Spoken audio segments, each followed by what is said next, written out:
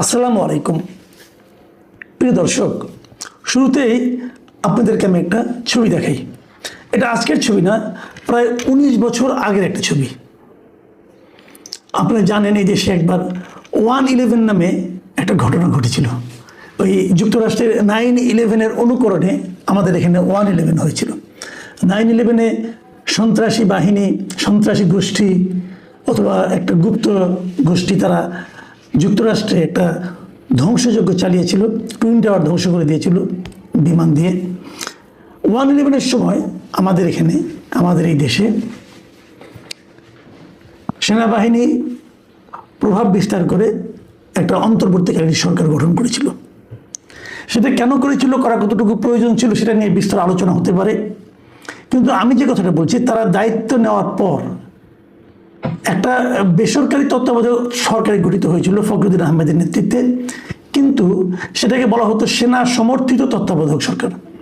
সেনা সমর্থিত এই কারণে যে সেনাবাহিনী তখন আসলে নানা বিষয়ে ওই সময়ে ভূমিকা রেখেছে এবং প্রভাব বিস্তার করেছে।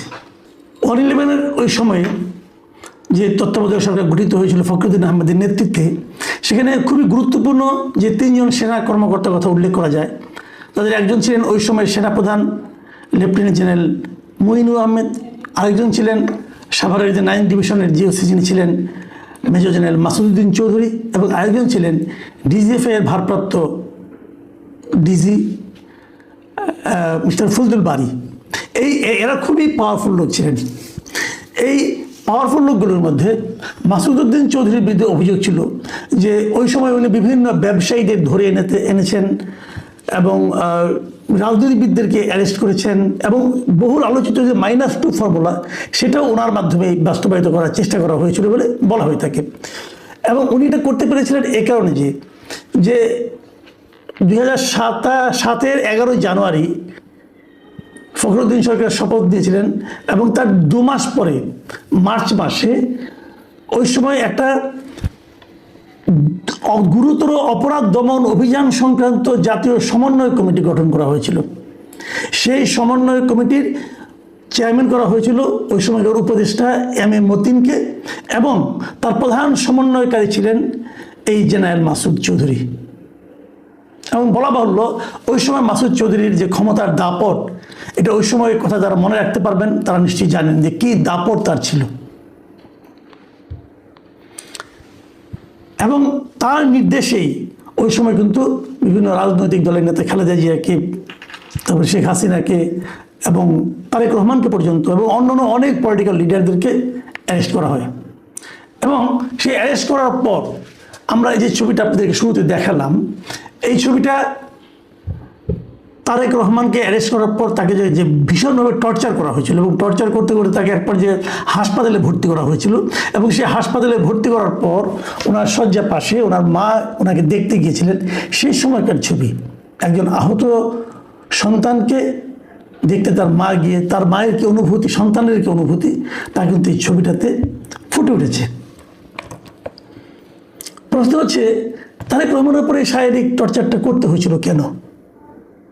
যদি উনি কোনো অপরাধ করে থাকেন, তার বিরুদ্ধে সুনির্দিষ্ট মামলা হবে এবং সেই মামলা চলবে, কিন্তু তা না করে তাকে ফিজিক্যালি টর্চার করা হয়েছিল। এবং তার যে সমস্ত বর্ণনা পাওয়া গেছে, সেগুলো ভয়ঙ্কর ভয়ঙ্কর সব বর্ণনা। এগুলো আমরা পরবর্তী সময় নানা মুখে শুনেছি নানাভাবে। এবং তারও চেয়ে বড় কথা, সেই তারেক রহমানই কিন্তু আজকে আমাদের দেশের প্রধানমন্ত্রী, সরকার প্রধান। উনি নিশ্চয়ই ওনার স্মরণে আছে যে ওনার উপর কী কী টর্চার করা হয়েছিল, এবং বলা হয়েছিল এই সকল টর্চারের মূলে ছিলেন এই জনাব মাসুদ চৌধুরী। কেন উনি এটা কেন করেছিলেন? উনি কিন্তু সম্পর্কে তারেক রহমানের আত্মীয় হন, একেবারে অনাত্মীয় না, ওনার আত্মীয় হতেন উনি। এবং আত্মীয় হলে ওইটা কেন করেছেন? আজকে দেখলাম ওনাকে গ্রেপ্তার করা হয়েছে মানব পাচারের মামলায়। তো মানব পাচারের মামলায় গ্রেপ্তার করা হয়েছে, হওয়ার পর তার বিরুদ্ধে এরই মধ্যে ফেনীতে 6টি এবং ঢাকায় 5টি মামলার তথ্য পাওয়া গেছে, এবং সেগুলির থেকে তাকে গত রাতে তার বাড়ি থেকে অ্যারেস্ট করা হয়েছে। এটা আমরা জেনেছি, আজকে অলরেডি প্রেস কনফারেন্সকে তারা জানিয়েছেন।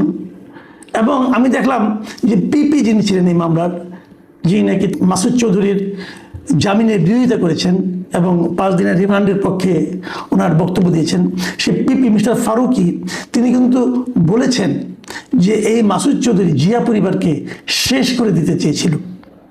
আমি পিপির বক্তব্যটা আপনাদের পড়ে শোনাই। তিনি বলেছেন যে মাসুদ চৌধুরী -2 ফর্মুলার নামে জিয়া পরিবারকে শেষ করে দিতে চেয়েছিল, কিন্তু ভাগ্যের কি পরিহাস, যাকে মানে তারেক জিয়াকে টর্চার করে হত্যা করতে চেয়েছিল তিনি এখন দেশের প্রধানমন্ত্রী। তো তিনি যেটা বলেছেন এটা ঠিক আছে, কিন্তু আমার কথা হলো, যে কথার জন্য আমি এত তথ্য অবতারণা করছি সেটা হলো যে মাসুদ চৌধুরীকে আপনি গ্রেপ্তার করবেন, তার বিরুদ্ধে মামলা দিবেন, মানব পাচারের মামলা, অর্থ আত্মসাতের মামলা, অর্থ পাচারের মামলা, সেগুলো দেন, উনি করে থাকেন অবশ্যই দিবেন। কিন্তু তার বিরুদ্ধে তো সবচেয়ে বড় মামলাটা হওয়া উচিত রাজনৈতিক নেতাদের হয়রানি করা, রাজনৈতিক নেতাদের গাইড জুড়ে গ্রেফতার করা, এবং সবচেয়ে বড় কথা হলো একজন মানে গুরুত্বপূর্ণ রাজনৈতিক নেতাকে শারীরিকভাবে প্রহার করে পঙ্গু করে দেওয়ার চেষ্টা করা, যে কাজটা উনি তারেক রহমানের বিরুদ্ধে করেছিলেন। এটা কি অপরাধ নয়? তারেক রহমানকে উনি যেভাবে প্রহার করেছেন বলে আমরা শুনেছি, বিভিন্ন সময় দেখেছি, এই যে ছবিগুলো আপনারা দেখলেন, ছবিগুলোতে বোঝা যাচ্ছে। এটাকে কি আপনারা অপরাধ হিসেবে বিচার করছেন না? আমি এই জায়গাটাতে প্রশ্ন করতে চাই যে যার যা অপরাধ তাকে সেটা দিয়েই ধরুন, ছোট অপরাধ দিয়ে ধরার কোনো দরকার নাই, বড় অপরাধ দিয়ে ধরুন। অনেক সময় বলা হয় কি যে মামলা সাজাতে সময় লাগবে, তথ্য প্রমাণ সংগ্রহের সময় লাগবে, কাজে আপাতত ওটাতে ধরলাম, পরে অন্য অন্য মামলা সাজিয়ে তখন তাকে এগুলো আটকানো হবে। ভাই এটা একটা খেলো যুক্তি। কারণ তারেক রহমান ক্ষমতা নিয়েছেন 1 মাসের বেশি সময় হয়ে গেছে, উনি দেশে ফিরেছেন তাও 3 মাসের বেশি সময় হয়ে গেছে। তো এর মধ্যে কি এই মামলার বিষয়গুলো নিয়ে কেউ কোনো আলোচনা করতে পারলো না, মামলা সাজাতে পারলো না, অথবা তথ্য প্রমাণ সংগ্রহ করতে পারলো না? পারা তো উচিত ছিল। আমরা দেখি যে একজন লোককে এমনি যেন তেন একটা মামলা দিয়ে ঢুকিয়ে দেওয়া হয়, ঢুকিয়ে দিয়ে তারপরে কি হয়, সেই মামলাতে এক সময় তেমন একটা সাজা হয় না। আমি একটা উদাহরণ দিয়ে বলি, আজকে দেখলাম একটা পত্রিকাকে নিউজ দেখলাম যে এই পুরান ঢাকার ক্যানিগঞ্জে বৈষম্যবিরোধী ছাত্র আন্দোলনে জিহাদ, যার বয়স 11 বছর, নামের এক কিশোরকে হত্যার অভিযোগে একটা মামলা হয়েছে, এবং সেই মামলায় শেখ হাসিনা সহ 124 জনকে আসামি করা হয়েছিল।